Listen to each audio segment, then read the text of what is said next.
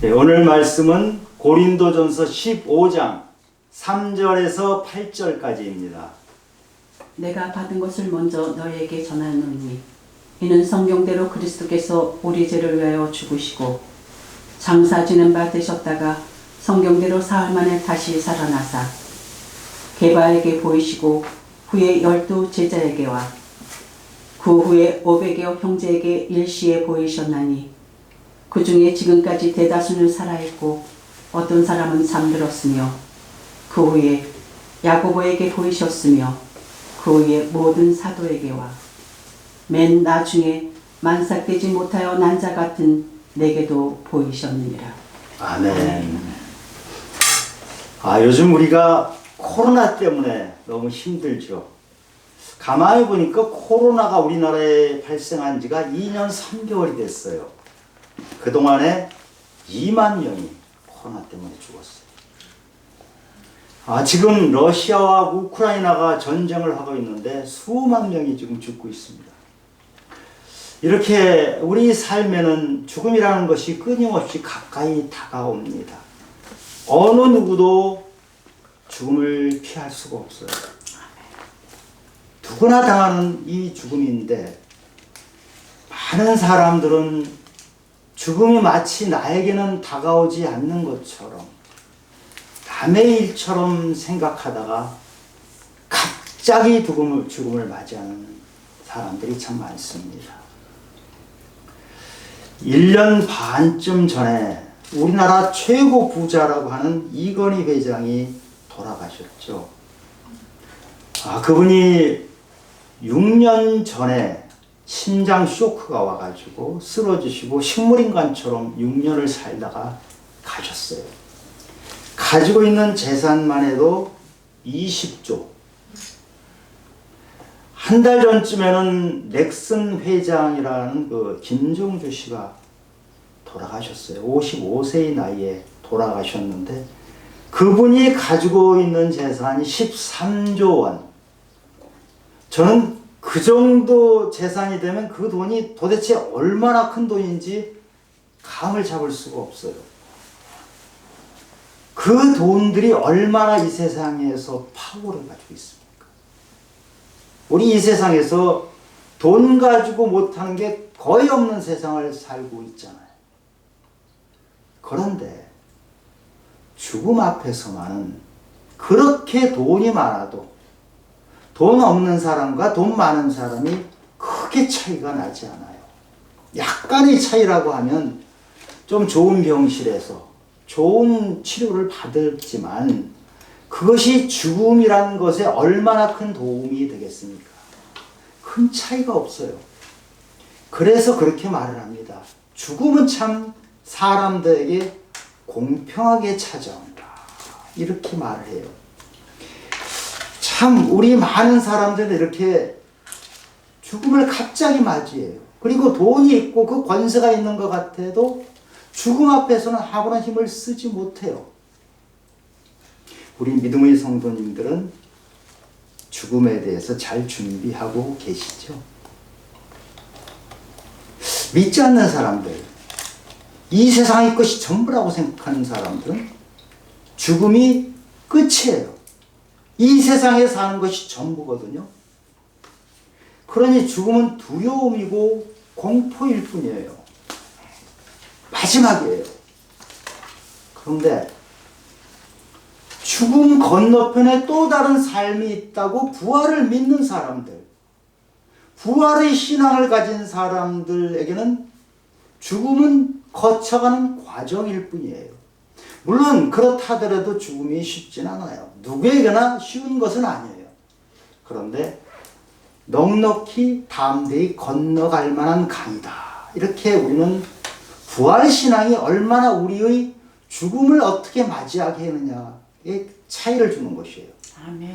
그런데 우리가 죽음에 대해서 잘 준비가 되어 있는 사람은 이 세상의 삶에서도 정갈한 삶, 내가 어떻게 살아야 될지를 잘 정리하고 살 수가 있어요.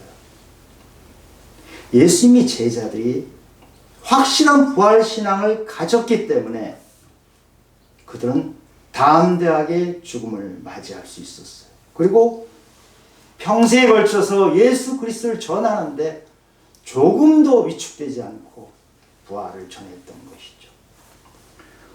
오늘은 부활절입니다. 매번 맞이하는 부활절, 무슨 큰 행사를 하고 칸타타를 하고 그것도 물론 의미가 있어요. 그런데 오늘 이 시간에는 부활이 진짜 무엇인지 그것을 생각해보는 시간이 되면 좋겠어요. 오늘 우리가 읽은 고린도전서 15장은 부활장이라고 얘기를 해요. 15장이 상당히 긴데 전체가 부활에 대해서 말하고 있어요. 오늘 저희는 부활을 세 개의 부활로 나누어서 얘기하고 싶어요. 첫째 부활은 십자가에서 죽으신 예수님이 부활하신 그 부활. 둘째 부활은 예수 믿는 우리가 예수님이 부활하신 것과 똑같이 우리도 부활한다는 것. 아멘. 성경에서 그렇게 말하고 있어요. 예수님이 육체로 부활하셨는데 우리도 영혼만이 아니고 육체로 부활한다. 이것이 두 번째 부활. 세 번째 알아야 될 부활은 우리가 죽고 나서 맞이하는 그 부활 말고 이 땅에 살면서 부활의 소망을 가진 자로서 영생의 소망을 가진 자로서 이 땅에서 부활의 삶을 사는 것. 부활 증인으로서 살아가는 삶. 이 세 가지 부활에 대해서 우리가 확실히 알아야 돼요. 우리가 부활에 대해서 확실히 믿음을 갖지 않는다고 하면 우리의 믿음은 허물어집니다. 아멘. 믿음이 세워진 것 같지만 가짜 믿음이에요. 우리가 부활을 나의 부활로 확실히 받아들이지 않고 산다면 거칠어놓은 믿음을 가진 것 같고 교회를 다닌 것 같지만 그 믿음은 알맹이가 없는 믿음이에요. 아멘. 그래서 부활은 믿음이 가장 핵심적인 것이에요. 가장 먼저 예수님은 부활하셨습니다. 아멘. 역사적인 기록이고 수많은 증인들이 예수님이 부활한 그 장면을 생생하게 목격을 했어요. 우리도 예수님이 부활하신 것을 확실히 믿으십니까? 아멘. 그것을 확실히 부여잡기 바랍니다. 아멘. 예수님이 부활을 확실히 붙잡고 있지 않으면 우리 기독교는 없는 거예요. 우리 교회에도 부활이 만약에 없다. 예수님이 부활이 없는 그런 믿음을 가지고 우리가 교회를 나온다. 이것은 우리 믿음이 없는 거나 마찬가지예요. 나중에 또 설명하겠지만 그 믿음은 헛것이라고 얘기하고 있어요. 아멘. 오늘 읽은 본문에서 예수님이 십자가에서 죽으시고 3일 만에 부활하신 그것을 생생하게 목격한 사람이 누군지 이름까지 들어서 얘기를 하고 있죠. 가장 먼저 게바가 예수님이 부활하신 것을 봤어요. 게바는 베드로죠. 사실은 베드로보다 더 먼저 본 사람들이 있어요. 막달라 마리아와 여자들이 봤어요. 그런데 여자들은 여기다 기록을 안 했죠. 이때만 해도 여자들이 증언하는 것은 증언으로 치질 않았어요. 법정에서도 여자들의 증언은 증언으로 치질 않았고 그렇게 가장 먼저 예수님이 부활을 봤지만 그것을 여기다 써봤자 사람들에게 큰 영향이 없기 때문에 베드로가 가장 먼저 봤다고 얘기하는 것이에요. 그 다음에 6절을 보니까 500여 형제에게 일시에 보이셨나니 그 중에 지금까지 대다수가 살아있고 어떤 사람은 잠들었음이래요. 500여 형제에게 일시에 한꺼번에 예수님이 부활하신 장면이 보인 거예요. 예수님이 이 땅에서 부활하시고 40일을 부활한 채로 사시다가 승천하셨잖아요. 그런데 그 42일 중에 어떤 시간에 500명이 일시에 봤다는 것은 어떤 사건이 있었던 것 같아요. 근데 그게 무슨 사건인지는 기록이 되지 않아서 우리가 알 수 없어요. 그러나 500명이 일시에 볼 수 있을 만한 대단한 사건이 있었고 그 500명이 다 봤는데 그 중에 대다수가 지금 살아있다. 고린도전서를 쓰는 지금이면은 예수님이 부활하시고 대략 한 25년쯤 지났다고 보면 돼요. 그때까지 500여 명이 대다수는 살아있었고 그 중에 또 상당수는 죽었다는 거예요. 잠들었다는 것은 죽었다는 것이죠. 그 다음에 또 목격자가 누구냐면 야고보가 목격을 했다는 거예요. 성경에 신약성경에 보면 야고보가 세 사람이 나와요. 요한과 형제인 야고보, 세베대의 아들이라고 하죠. 그 야고보는 예수님이 제자들 중에 가장 먼저 순교를 해요. 사도행전 12장에 보면 헤롯의 칼에 맞아서 죽었다고 하는 야고보가 바로 그 야고보예요. 또 한 야고보는 알페오의 아들 야고보라고 하는데 이 야고보는 성경에서 크게 무슨 일을 했는지 나와 있질 않아요. 그러나 예수님 12제자 중에 하나예요.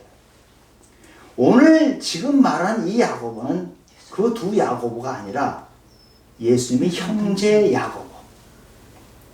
예수님의 형제 야고보는 예수님이 공생에 3년 활동하는 걸 굉장히 마땅치 않게 생각했어요.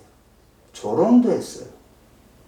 소문에 들리기에 형님이 이상한 짓을 하고 다닌다. 무슨 기적이네 뭐니 하고 다닌다 그래가지고 형님을 붙잡으러 가기까지 했던 그 야고보. 동생 야고보가 부활하신 예수님을 목격하고 나서 근본적으로 사람이 바뀌어요. 형님을 조롱하고 형님을 마땅치 않던 그 야고보가 형님을 절대적으로 믿는 나의 하나님이라고 믿는 사람으로 바뀌어요. 그래서 예루살렘 교회에서 베드로와 함께 두 기둥 같았던 사람이 바로 이 야고보예요. 신약 성경에 야고보를 썼던 이 야고보. 이 야고보가 부활하신 예수님을 본 것이고 보고 완전히 바뀌어버리죠. 그리고 지금 또 마지막으로 얘기하는 사람이 사도 바울 자기 자신을 만삭해서 낳지 못한 덜 떨어진 것 같은 자기 자신, 겸손하게 표현한 거죠. 자기 자신에게도 부활하신 예수님이 나타나셨다. 언제 나타나셨죠? 담에색으로 예수 믿는 자들을 잡아 죽이려 다니다가 예수님 부활하신 예수님을 만나고 3일 동안 눈이 멀고 그 다음에 완전히 다른 사람으로 바뀌어요. 바울은 가진 것이 그 당시에 가질 만한 걸 다 가졌던 사람이잖아요. 로마 시민의 부자의 최고의 엘리트 가말리엘 문화에서 지식과 재산과 신분 모든 면에서 가장 뛰어난 사람이 부활하신 예수님을 만나고 나서 한꺼번에 그것들을 배설물로 여기고 목숨을 걸고 예수를 전하러 다녔어요. 바울이 전한 복음의 핵심은 부활하신 예수예요. 바울이 핍박을 받았던 핵심은 부활하신 예수를 전했기 때문에 예수님의 12제자들이 다 순교했잖아요. 요한도 나중에 결국은 유배돼서 결국은 순교한 것이죠. 12제자가 다 그렇게 순교를 했는데 그들이 전했던 핵심이 바로 이 부활신앙이에요. 그리고 이들이 한결같이 목숨이 위협을 받는데도 두려워하지 않았던 것은 부활신앙 때문에 그래요. 아멘. 우리도 이런 부활신앙을 가졌으면 좋겠어요. 담대한 믿음. 어떤 것에서도 흔들리지 않는 남들이 믿지 않는 자들이 무서워할 정도의 그런 신앙을 가지면 얼마나 좋겠어요. 14절에 보면 그리스도께서 다시 살아나지 못하셨으면 우리가 전파하는 것도 헛것이요 또 너희 믿음도 헛것이라. 아멘. 지금 14절에서 우리에게 묻는 거예요. 너희는 부활을 진정으로 믿고 있느냐? 성경에 그냥 나오니까 그런가 보다 그렇게 믿고 있느냐? 아니면 너희들이 이 지금 증인들이 목숨을 걸고 부활을 전했던 것처럼 너희들도 그렇게 부활이 너희 신앙에 목숨을 걸 만한 것이냐? 지금 부활의 증인들 얘기한 쭉 이 사람들은 부활의 목숨을 걸었던 사람들. 그런데 만약 너희들이, 우리에게 묻는 거예요. 너희들이 부활을 믿지 않으면 너희 믿음은 헛것이다. 지금 이 아침, 부활절 아침에 우리가 행사를 하는 것 중요합니다. 그런데 더 중요한 것은 부활을 나의 가슴판에 새겨서 이 부활이 나의 부활로 와야 우리 믿음은 가짜 믿음이 아닌 거예요. 아니면 우리는 가짜를 믿는 것이란 말이죠. 우리가 예수를 믿는다는 것에는 크게 두 기둥이 있어요. 하나는 십자가, 하나는 부활이에요. 아멘. 십자가는 우리가 죄인인데 죄 없으신 예수님께서 우리를 대신해서 돌아가신 죄 사함이 있는 것이 바로 십자가예요. 부활은 죽은 사람이 다시 살아나는 것, 영생을 누리는 것, 죽음을 이기는 것, 미래를 향해서 문을 여는 소망의 길을 가는 것이 바로 부활이에요. 그래서 만약에 부활이 없다면, 예수님이 십자가에서 죽고 부활하지 않으셨다면, 우리가 아는 예수님은 굉장히 훌륭한 한 사람이에요. 인격이 훌륭하고 기적도 행할 정도의 뭔가를 가지고 있는 사람에 불과해요. 예수님이 부활하셨기 때문에 우리가 그분을 믿는 거예요. 아멘. 예수님이 십자가에서 채찍에 맞고 십자가에서 못 박혀 죽고 그렇게 허약한 존재로 끝나버렸다면 우리가 왜 믿습니까? 우리랑 전혀 다를 바가 없는 그분을 왜 믿어요? 우리가 믿는 것은 그분이 절대자이기 때문에, 그분이 하나님이기 때문에, 우리가 숭배하고 믿을 만한 대상이 되기 때문에 그런 것이에요. 부활하신 예수님이기 때문에 우리는 믿는 것이에요. 아멘. 그런데 그 부활하신 예수님은, 영혼을 가신 그 예수님이 육체로 부활하셨잖아요. 도마가 어떻게 사람이 죽었다 다시 살아나냐 했을 때 예수님께서 내 손에 못자국을 봐라. 내 허리에 난 자국을 봐라. 육체의 증거를 보라고 말씀하셨고, 또 예수님의 제자들이 낙심해서 바닷가에 가 있을 때 만나주신 예수님이 그 제자들과 떡을 함께 먹고 생선을 같이 먹고 했잖아요. 육체로 부활하신 예수님. 우리가 믿는 예수님의 부활은 영혼의 부활만이 아니고 육체의 부활을 확실히 알아야 돼요. 아멘. 이 세상의 종교 중에 영혼의 부활, 영혼의 영생을 믿는 종교가 많아요. 이집트 사람들은 왜 미이라를 만듭니까? 영혼이 살아있는데 그것을 담을 그릇을 계속 가지고 있기 위해서 미이라를 만드는 거예요. 영혼이 살아있다고 보는 것이에요. 헬라 사람들은 영혼이 살아있다, 영이 살아있다고 보는 사람들이에요. 예수님은 영혼이 살아있다는 것을 증거하신 것이 아니고 육체까지 살아있다는 것을 보여주십니다. 아멘. 우리가 예수님의 부활을 믿는 것은 영혼, 육까지 다시 사는 그것을 믿는 것이죠. 두 번째 부활은 우리가 부활하는 것을 말해요. 예수님이 부활하셨을 때 뼈와 살이 있는 육체로 부활하신 것처럼 우리도 우리의 부활, 우리가 죽고 나서 다시 부활할 그때의 부활은 영혼만이 아니고 육체까지 부활하는 그 부활을 말하는 거예요. 여러분 그것을 고백하시지 않습니까? 나는 육체까지 부활한다는 걸 고백을 언제 하시는지 아세요?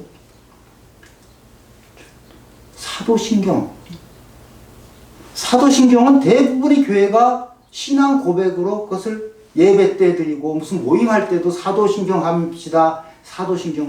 사도신경을 우리가 할 때마다 나의 육체의 부활을 고백하는 거예요. 사도신경이 어떻게 시작하죠? 전능하사 천지를 만드신 하나님 아버지를 믿사오며 시작해서 마지막에 나는 성령을 믿으며 거룩한 공예와 성도가 성도가 서로 교통하는 것과 죄를 사하여 주시는 것과 그 다음에 몸이 다시 사는 것을 뭐를 해요? 뭐를 믿어요? 몸이 다시 사는 것을 사는 것과 네. 영원히 사는 걸 믿습니다. 믿습니다. 즉 고백하셨죠? 몸이 다시 산다고 고백했잖아요. 그리고 영원히 산다고 고백했잖아요. 그런데 희한한 것은 이 사도신경을 우리 개신교는 예배 때마다 드리는 게 대부분의 교회고 모임 때마다 하는데 육체의 부활을 한다고 말로 해놓고 안 믿어요. 여러분 믿으시죠? 아멘. 예수님이 부활을 보여주신 부활의 장면은 우리가 똑같이 부활한다는 걸 보여주신 거예요. 그냥 영혼이 어디 떠돌다가 있는 그것이 아니고 부활의 때 육체가 그대로 부활한다. 그걸 말씀하시는 거예요. 그런데 우리가 육체가 부활하면 어떤 몸으로 부활합니까? 우리가 나이 들면 쭈글쭈글해져요. 병이 들면 아파요. 어딘가 다 망가져요. 장애가 있어요. 장애가 있고 뭐가 제대로 안 되고 이제 몸이 제대로 작동이 안 될 때가 참 많아요. 맹인이 앞을 못 보고 평생을 살았어요. 근데 부활했는데도 안 못 보는 사람으로 부활하고 싶겠어요? 아니에요. 우리의 육체의 부활은 완전한 몸으로 부활하는 거예요. 아멘. 완전한 몸으로. 지금 몸이 불편한 그 상태로 부활하는 것이 아니고 눈이 안 보이는 상태로 부활하는 것이 아니고 눈이 보이고 몸이 회복된 상태로 부활한다는 것이에요. 성경에 뭐라고 써있나 볼까요? 15장 42절에서 썩지 아니할 것으로 다시 살아나며 아멘. 영광스러운 것으로 다시 살아나며 강한 것으로 다시 살아나며 신령한 몸으로 다시 살아난다 이렇게 되어 있어요. 성경에서 말씀하신 그대로 다시 살아나는 거예요. 왜? 하늘나라는 온전한 곳이에요. 썩는 것이 들어갈 곳이 아니에요. 우리 몸이 죽으면 썩지만 부활할 때는 온전한 상태로 하나님 나라에 있는 것이 바로 우리 부활이에요. 그런데 이 부활은 언제 합니까? 육체가 다시 온전한 몸을 입는 게 언제인가요? 재림일 때. 예수님이 재림 때. 호련히 마지막 나팔에 호련히 이렇게 표현돼요. 마지막 재림일 때 우리가 부활하는 것이에요. 성경에 보면 다시 살아난 사람들이 제법 많이 나와요. 나사로가 예수님 살려주셨잖아요. 나사로가 부활한 건가요? 아니요. 나사로는 예수님이 살려주셨지만 몇 년 살다가 죽었어요.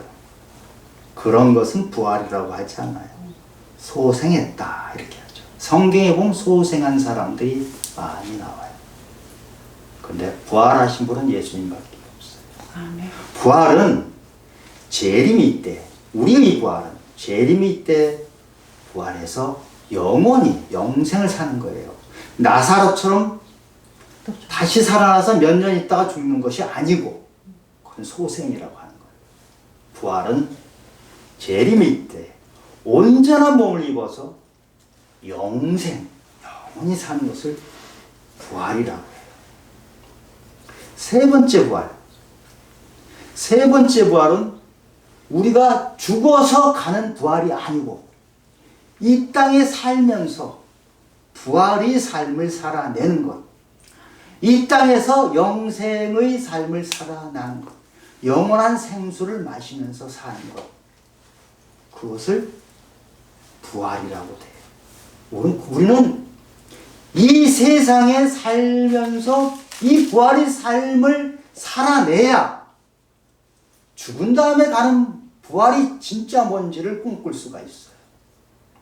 이 세상에 사는 우리 삶이 믿는다고 하지만 부활의 삶이 되지 못하면 우리는 믿는다고 하지만 죽은 다음에 가는 부활이 뭔지를 몰라요. 이 땅에서 우리는 부활의 삶을 살아봐야 돼요. 요한복음 11장 25절에 예수님께서 이렇게 말씀하셔요. 나는 부활이요 생명이니 나를 믿는 자는 죽어도 살겠고 무릇 살아서 나를 믿는 자는 영원히 죽지 않느니라. 살아서 나를 믿는 자는 영원히 죽지 않는다는 것이 안 죽는다는 거예요? 그게 아니에요. 살아서 나를 믿는 자는 영원히 죽지 않는 자처럼 이 세상에서 살아낸다. 살아서 나를 믿는 자는 부활의 삶을 이 땅에서 살아낸다. 이 말씀을 하신 거예요. 우리는 이 땅에 살면서 공간, 시간의 제약을 받고 있어요. 그 제약을 받고 있는 상태지만 그럼에도 불구하고 예수를 믿기 때문에 부활하신 예수를 너희 삶에 잡아당겨서 함께 살아가기 때문에 부활하신 예수처럼 너희들이 이 땅을 살아간다. 그렇게 살고 계시죠? 정말 그렇게 살고 계세요. 부활이 없으면 헛것이라고 분명히 얘기했잖아요. 그건 예수님의 부활만이 아니고 나의 부활도 마찬가지. 예수를 믿는데 나의 삶에 부활이 없으면 그 믿음은 헛것이다. 예수님이 부활하셨어요.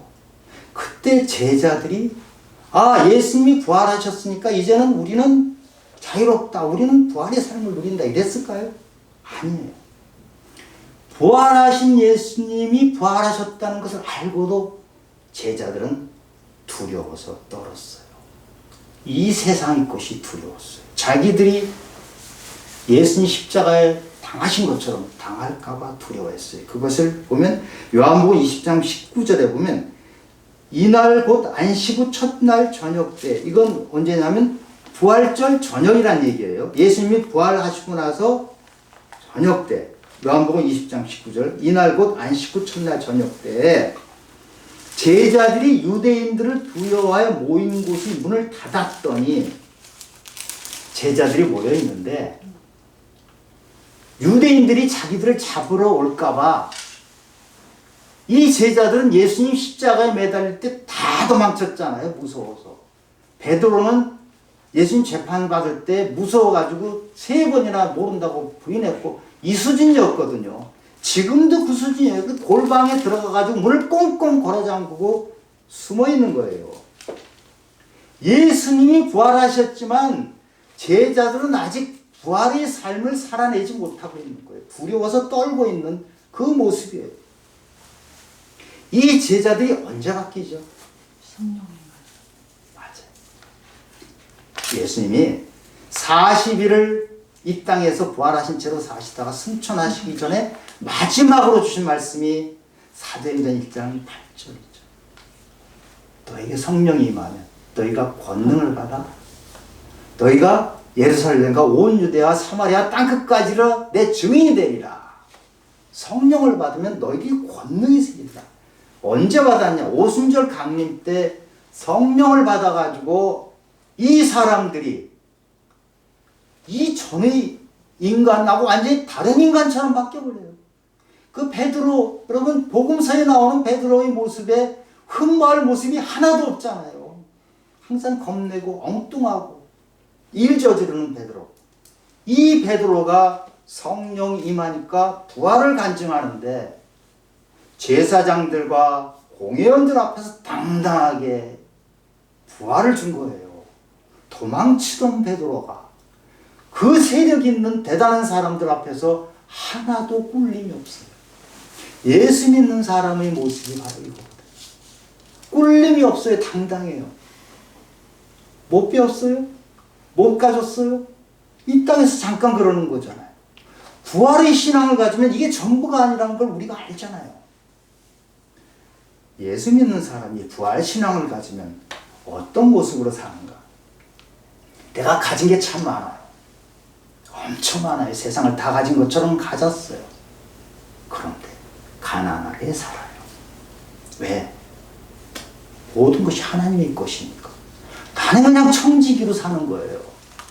청지기가 창고에 있는 거 다 갖다 쓰면 청지기가 아니죠. 창고에 있는 건 하나님 것이고 나는 가진 것이 많고 아는 것이 많고 누릴 것이 많지만 누리지 않아요. 가난한 사람들과 똑같이 사는 청지기의 삶을 살아내는 것. 예수 믿는데 가난해요. 못 배웠어요. 그러나 당당해요. 왜 그렇습니까? 가난하고 못 배웠고 아프고 하지만 이 세상 잠시 사는 동안에 그럴 뿐이다. 나는 부활 소망을 가졌다. 예수님이 부활하신 것처럼 아멘. 내가 부활의 삶을 소망하면서 산다. 그것이 확실하게 내가 부여잡고 산다 하면 당당해요. 기웃거리지 않아요. 저는 목사들이 정치판 기웃거리는 거 보면 어떻게 이 정도까지 할게 말을 할 수가 없어요.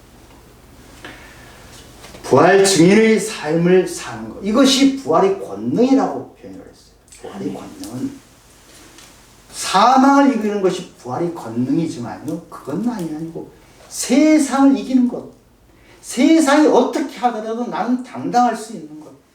사탄을 이기는 것. 사탄이 어떤 장난을 쳐도 이겨내는 것. 그것이 바로 부활의 권능이에요. 그래서 우리 예수 믿는 사람들이 예수 믿지 않는 사람과 다른 것은 이 부활, 예수님이 부활을 다이 부활로 죽은 다음에 가는 부활도 있지만 내가 살아생전에 내가 부활한 자로 살아가는 것, 이것이 차이가 있는 거죠. 그래서 우리가 지금 예수님이 부활을 얘기하고 있지만 나의 부활, 내가 이 땅에서 살아있으면서 하는 부활은 지금 현재 이 시간 내가 서 있는 자리에서 부활의 삶을 사는 것이에요. 직장에서 부활의 삶을 사는 것이에요. 가정에서 부활의 삶을 사는 것이에요. 마을에서 부활의 삶을 사는 것이에요. 부활의 삶이 뭐예요, 근데? 부활의 삶을 살았던 사도 바울은 형제들아 내가 그리스도 예수 우리 주 안에서 가진 바 너희에 대한 나의 자랑을 두고 단언하노니 나는 날마다 죽노라 그랬어요. 이 날마다 죽는 것, 이것이 부활의 삶이에요. 날마다 죽는 게 뭐예요? 나의 자아가 죽는 것, 내 고집이 죽는 것, 나의 옛사람이 죽는 것. 지난해 부활절 때 우리 교회에서 침례식을 했어요. 이 작은 교회, 시골 교회에서 침례를 하는 게 사실 쉽지 않은데 이 마을 최초의 교인이 침례를 받았어요. 우리 정현분 성도님. 귀한 분이에요. 침례가 뭡니까? 물속에 들어가요. 내 옛사람이 물속에 들어가서 나는 죽었다.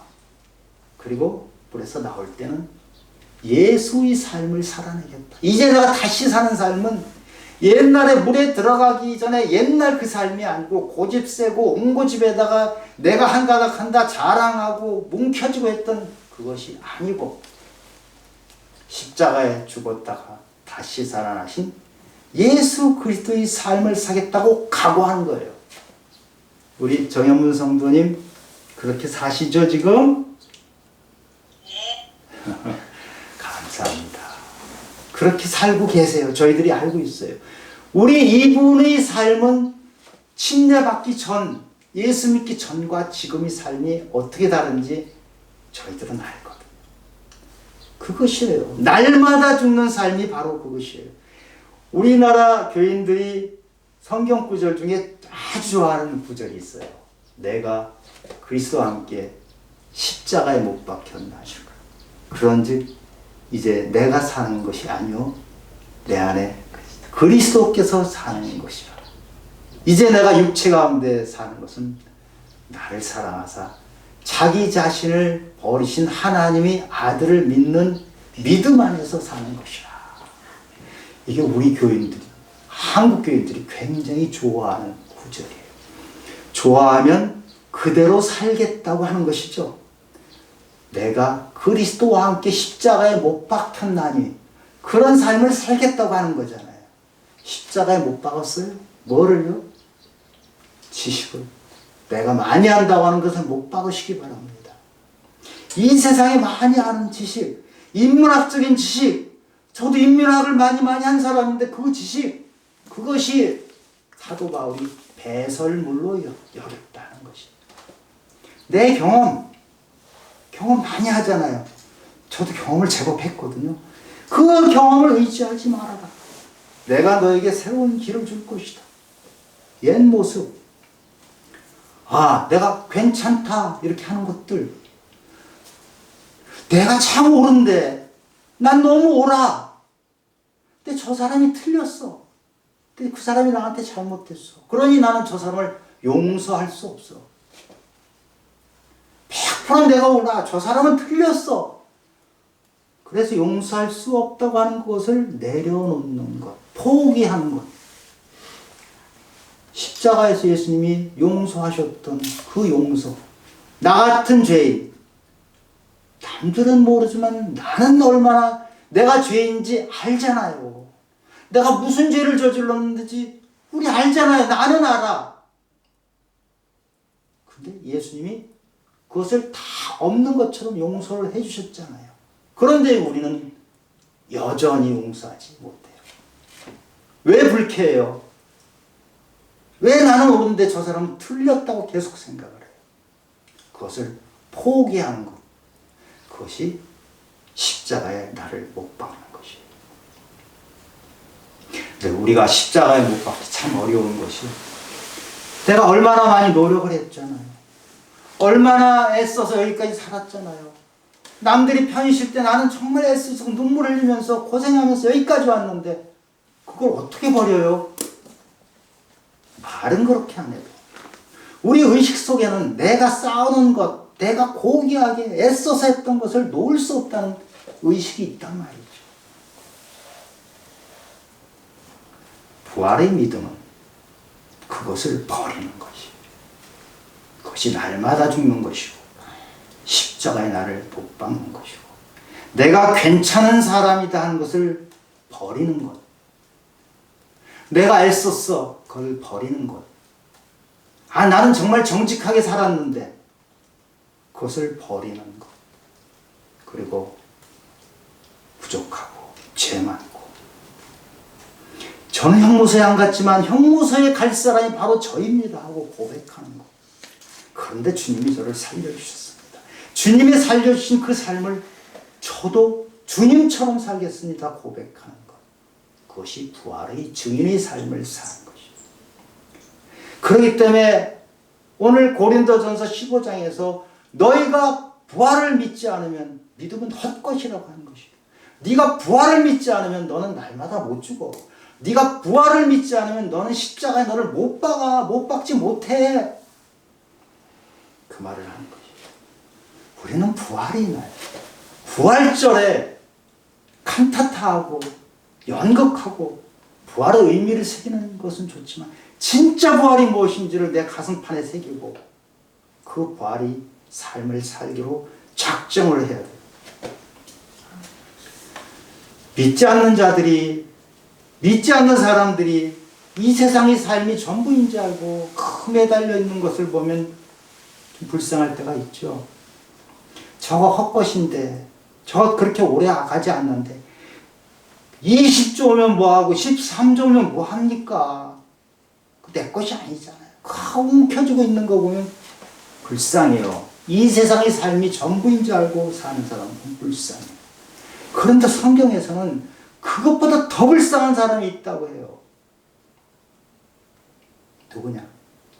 예수를 믿는데도 불구하고 이 세상 것만 움켜쥐고 사는 사람, 너는 진짜 불쌍한 사람이다. 그게 15장 19절 말씀이에요. 고린도전서 15장 19절에 만일 그리스도 안에서 우리가 바라는 것이 다만 이 세상의 삶뿐이라면 모든 사람 가운데 우리가 더욱 불쌍한 자이다. 아멘. 예수를 안 믿으면 불쌍해요. 그건 우리가 알아요. 근데 예수를 믿는데 똑같이 살면 더 불쌍한 자다. 아멘. 우리 부활 소망이 있어야 고난을 이겨나갈 수 있잖아요. 어려움을 이겨나갈 수 있잖아요. 아픔을 이겨나갈 수 있잖아요. 우리는 부활 증인으로 살아갈 것이고 하나님께서 우리를 도와주실 것입니다. 오늘 그것을 약속하는 시간입니다. 예수님의 부활이 과연 나의 부활인가? 질문해 보시기 바랍니다. 부활이 나를 이기게 하는가? 죽음을 이기고 이 세상을 이기고 때로는 조롱을 이기고 자존심이 상한 것을 이기게 해주는 것인가? 나는 부활을 아는 자로서 부활에 참여한 자로서 부활의 증인으로서 살아가고 있는가? 다른 사람들이 안 믿는 사람들이 우리를 봤을 때 저 사람한테서 부활의 향기를 느낀다. 저 사람한테서는 뭔가 그리스도의 향기가 나. 그런 삶을 살아내고 있는가? 아니면 옛사람 그대로 살고 있는가? 말로는 그리스도인이고 말로는 교회를 다니는데 옛사람 그대로 산다 그러면 우리는 아직도 부활을 모르는 것이고 너희 믿음은 헛것이다 하는 그 질책을 듣는 것입니다. 오늘 예수님이 부활이 나의 부활이 되도록 기도하시기 바랍니다. 예수님이 부활을 하신 것이 나의 부활이 되어서 나의 삶이 때로는 고난 중에 있고 때로는 나의 삶이 팍팍하더라도 이 삶의 너머에 있는 부활을 꿈꾸는 그런 소망이 있는 신앙이 되기를 바랍니다. 아멘. 부활 신앙을 가져야 우리는 이기는 자가 됩니다. 결코 이 세상에서 지지 않고 이기는 성도님들이 되시기를 예수 그리스도 이름으로 축원합니다. 아멘. 하나님 아버지, 오늘 부활이 어떤 것인지를 다시 한번 생각해 봅니다. 저희들은 부활을 머리로 알고 있지만 삶으로 받아내지 못하고 있습니다. 하나님 아버지, 이제 그 부활, 주님께서 십자가에서 이겨내셨던 부활이 우리 삶의 부활이 되도록 하시고 이 시간 우리 삶의 자리가 어떤 자리이건 그것이 부한 자의 자리이건 가난한 자의 자리이건 있는 자의 자리이건 아픈 자의 자리이건 어떤 자리이건 그 부활의 삶을 살아낼 수 있도록 도와주시옵소서. 아멘. 모든 말씀 예수님 이름으로 기도드렸습니다. 아멘.